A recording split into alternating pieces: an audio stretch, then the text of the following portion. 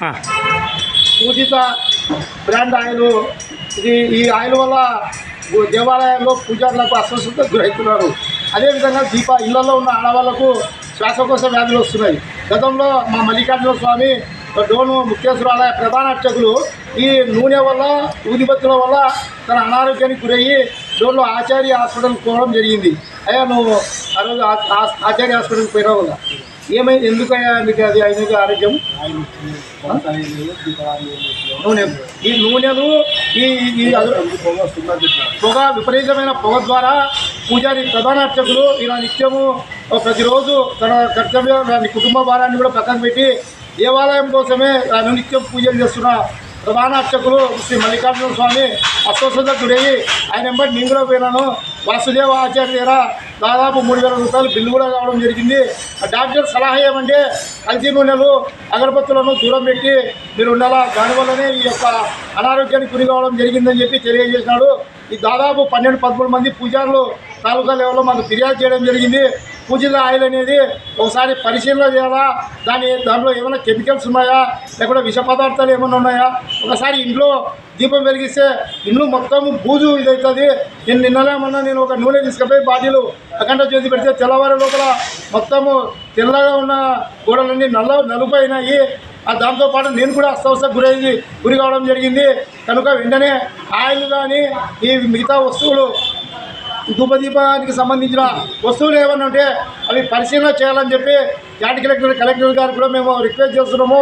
మెయిన్గా administration department అంటే ప్రజా ఆరోగ్య డిపార్ట్మెంట్ వాళ్ళు అప్పుడప్పుడు నూనెలను తినే ఆహారంగా కూడా వాడే పూజా ఆయిల్ కూడా పరిశీలించాలా. దాదాపు 15-20 మంది ఆడవాళ్ళు కూడా మాకు తెలియజేయడం జరిగింది.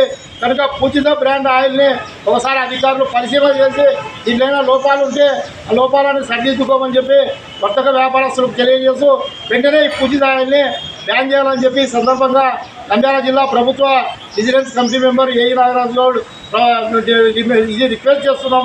ఎందుకంటే ఒకసారి శ్వాసకోశ వ్యాధి వస్తే దానివల్ల జీవితాంతం అనారోగ్యానికి గురి కావాల్సి వస్తుంది.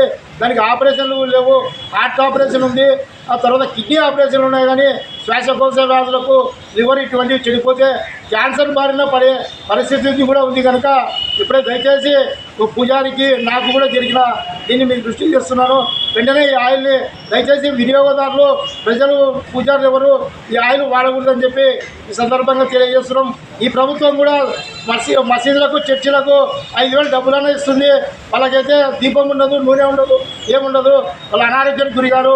ఈ హిందూ దేవాదాయ పూజలకు 5,000 కూడా ఈ ప్రభుత్వం డబ్బులు ఇవ్వలేని పరిస్థితిలో ఉంది.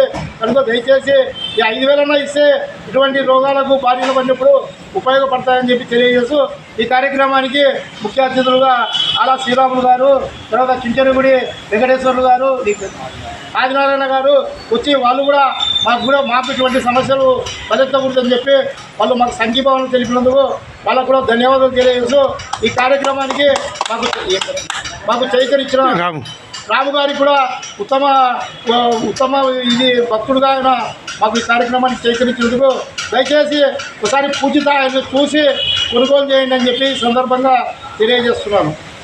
అయ్యా ఇది మీకు ఒక బాక్స్